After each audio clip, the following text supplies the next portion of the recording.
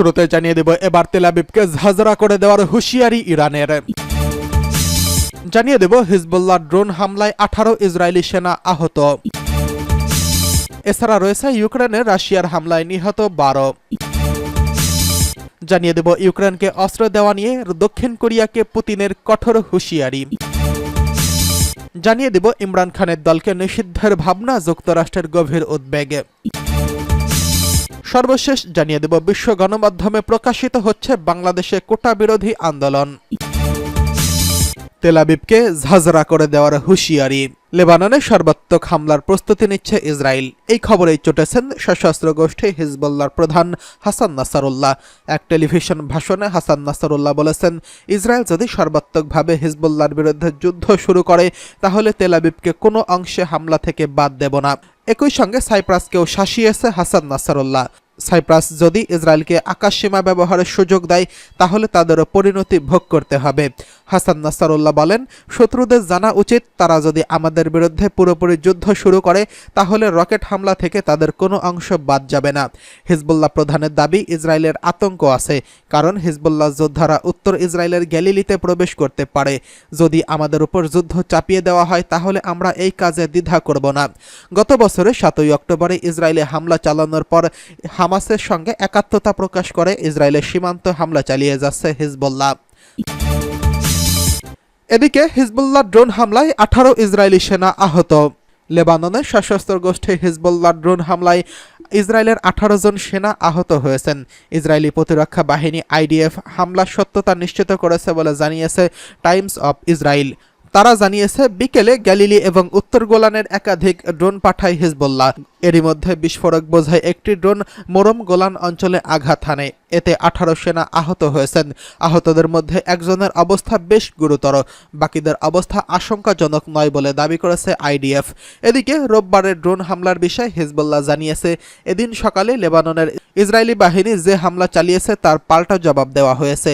বিস্ফোরক বোঝাই ড্রোন দিয়ে ইসরায়েলি সেনাবাহিনীর একটি অবকাঠামোতে হামলা চালানো হয়েছে। গাজা ইস্যুতে ইসরায়েল হিজবুল্লাহর উত্তেজনা চরমে। দখলদার ইসরায়েলের বিভিন্ন অবৈধ বসতি লক্ষ্য করে গত কয়েকদিন ধরে বিস্ফোরক বোঝাই ড্রোন এবং ট্যাঙ্ক বিধ্বংসী ক্ষেপণাস্ত্র এবং মোহর রকেট ছুড়েছে ইরানপন্থী সশস্ত্র গোষ্ঠীটি। এতে যুদ্ধ পরিস্থিতি ভয়াবহ রূপ নেবে বলে শঙ্কায় রয়েছে 7টি দেশ এবং তাদের নাগরিকদের লেবানন ছাড়ার নির্দেশ দিয়েছেন যুক্তরাষ্ট্র, যুক্তরাজ্য, জর্দান, রাশিয়া, আয়ারল্যান্ড সহ আরও 5 দেশ তাদের নাগরিকদের ভ্রমণ থেকে বিরত থাকার পরামর্শ দিয়েছেন। এদিকে ইউক্রেনে রাশিয়ার হামলায় নিহত 12। ইউক্রেন জুড়ে রাশিয়ার হামলায় 4 শিশুসহ 12 জনের প্রাণ গেছে। যুদ্ধবিধ্বস্ত দেশটিতে বিভিন্ন অঞ্চলে ধারাবাহিক পাল্টা আক্রমণের মধ্য দিয়ে তীব্র লড়াই চলছে। ইউক্রেনের প্রেসিডেন্ট ভলোদিমির জেলেনস্কি সতর্ক করে দিয়ে বলেন, জাপোরিঝিয়ার কাছে ভিলনিয়াস্কো গ্রামে হামলায় নিহতের সংখ্যা বাড়তে পারে। পশ্চিমা মিত্রদের অস্ত্র সরবরাহের গতি বাড়ানোর আহ্বান জানিয়ে সামাজিক যোগাযোগ মাধ্যমে জেলেনস্কি বলেছেন, জাপোরিঝিয়ায় রাশিয়ার ক্ষেপণাস্ত্র হামলায় 2 শিশুসহ অন্তত 7 জন নিহত হয়েছেন। যুদ্ধে কোনো সিদ্ধান্ত নিতে দেরি হওয়ার অর্থ হল বহু মানুষের প্রাণহানি। ইউক্রেনের স্বরাষ্ট্রমন্ত্রী ইগোর ক্লিমেনকো বলেন, জাপোরিঝিয়া শহর থেকে 30 কিলোমিটার দূরে ভিলনিয়াসকে 4 শিশুসহ 18 জন আহত হয়েছেন। গভর্নর ইভান ফেদেরভ বলেন, দিনে দুপুরে রাশিয়ার উপর হামলার ঘটনা ঘটল। ছুটির দিনে লোকজন যখন অবসর সময় কাটাচ্ছিল তখন এই হামলার ঘটনা ঘটে। ইউক্রেনের কর্মকর্তারা জানান, শনিবার পূর্ব দিকের গ্রামগুলোতে হামলায় 4 জন নিহত হয়েছেন এবং 23 জন আহত হয়েছেন। দিনিপ্রো শহরের একটি 9তলা আবাসিক ভবনে হামলায় 1 জনের প্রাণ গেছেন। আহত হয়েছেন 12 জন। ইউক্রেনের সামরিক বাহিনী বলছে, ফ্রন্টলাইনের হামলার সংখ্যা বেড়ে 90 হয়েছে।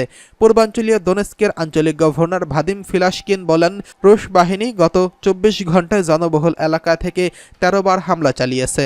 দিনিপ্রোয় হামলা উদাহরণ টেনে জেলেনস্কি বলেন, এই হামলায় মিত্রদের মনে করিয়ে দেয় ইউক্রেনে আরও বিমান প্রতিরক্ষা ব্যবস্থা প্রয়োজন। এদিকে ইউক্রেনকে অস্ত্র দেওয়া নিয়ে দক্ষিণ কোরিয়াকে কঠোর হুঁশিয়ারি করল পুতিন।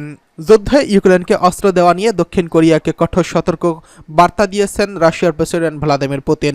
তিনি বলেছেন, ইউক্রেনকে অস্ত্র দেওয়া হবে দক্ষিণ কোরিয়ার সবচেয়ে বড় মারাত্মক ভুল। আগ্রাসন হলে একে অপরকে সাহায্য করতে রাশিয়া ও উত্তর কোরিয়ার নতুন চুক্তির পর সিউল বলেছিল তারা অস্ত্র দেওয়ার সম্ভাব্যতা বিবেচনা করছে। এরপরই পুতিনের এই হুঁশিয়ারি এলো। পুতিন সাংবাদিকদের বলেছেন, যদি সিউল কিয়েভকে অস্ত্র দেওয়ার সিদ্ধান্ত নেয় তবে মস্কো এমন সিদ্ধান্ত নেবে যা দক্ষিণ কোরিয়ার বর্তমান নেতৃত্বকে খুশি করবে না।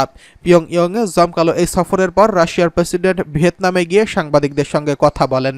পিয়ংইয়ংয়ে সফরে পুতিন উত্তর কোরিয়ার নেতা কিম জং উনের সাথে যৌথ একটি প্রতিরক্ষা চুক্তিতে সই করেন। পুতিনের হুঁশিয়ারি, যুক্তরাষ্ট্র ও মিত্র দেশগুলো যদি ইউক্রেনকে অস্ত্র দেওয়ার অব্যাহত রাখে তাহলে মস্কো পিয়ংইয়ংকে অস্ত্র দেবে। রাশিয়ার প্রেসিডেন্ট ভ্লাদিমির পুতিন বলেন, যারা অস্ত্র সরবরাহ করে তাদের বিশ্বাস তারা আমাদের সঙ্গে যুদ্ধ করছে না।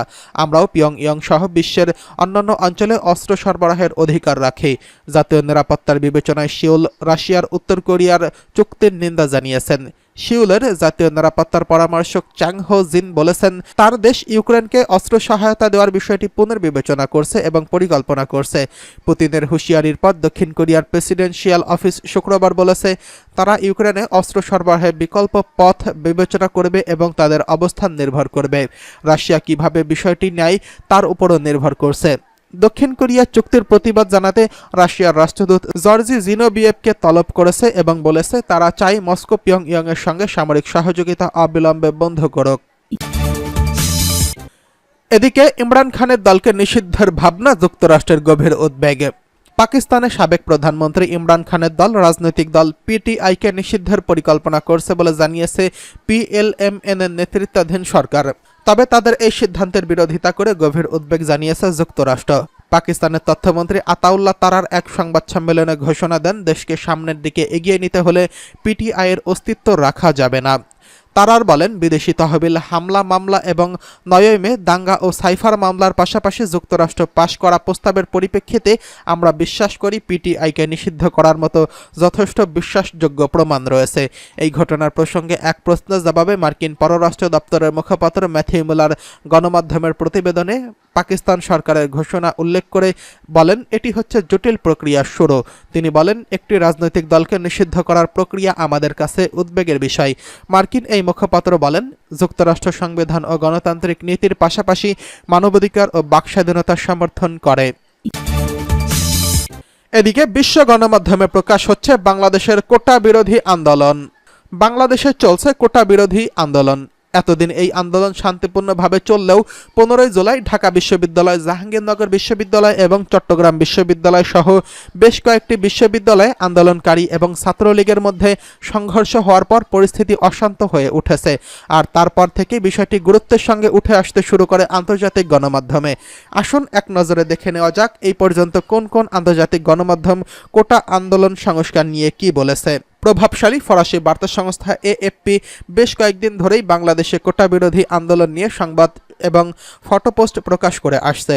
সর্বশেষ মঙ্গলবার 16 জুলাই একটি ফটোপোস্টের ক্যাপশনে বার্তা সংস্থাটি লেখে, ঢাকা বিশ্ববিদ্যালয়ের ক্যাম্পাসে কোটা বিরোধী আন্দোলনকারী এবং ক্ষমতাসীন আওয়ামী লীগের সমর্থনকারী ছাত্রদের সংঘর্ষের পর আহত এক শিক্ষার্থীকে নিয়ে যাচ্ছেন বাকিরা। সোমবার উভয় পক্ষের সংঘর্ষে কমপক্ষে 100 জন আহত হয়েছেন। আনাদোলু এজেন্সি বলেছে, মঙ্গলবার 16 জুলাই কোটা বিরোধী আন্দোলনকারীদের উপর হামলা নিয়ে প্রতিবেদন করেছে তুর্কি বার্তা সংস্থা আনাদোলু। তারা বলেছে, সোমবার বাংলাদেশে একাধিক বিশ্ববিদ্যালয় ক্যাম্পাসে সরকারি চাকরিতে কোটা নিয়ে আন্দোলনরত শিক্ষার্থীদের সঙ্গে ক্ষমতাসীন দলের বিক্ষোভের সংঘর্ষে শত শত মানুষ আহত হয়েছেন। আল জাজিরা বলেছে, সোমবার বিকেলে ঢাকা বিশ্ববিদ্যালয়ের কোটা বিরোধী আন্দোলনে অংশ নেওয়া শিক্ষার্থীদের উপর ছাত্রলীগের হামলার ঘটনার পরপরই সরকারি চাকরিতে কোটার প্রতিবাদে অন্তত 100 বাংলাদেশি শিক্ষার্থী আহত শিরোনামে সংবাদ প্রকাশ করেছে কাতার ভিত্তিক সংবাদ মাধ্যম আল জাজিরা।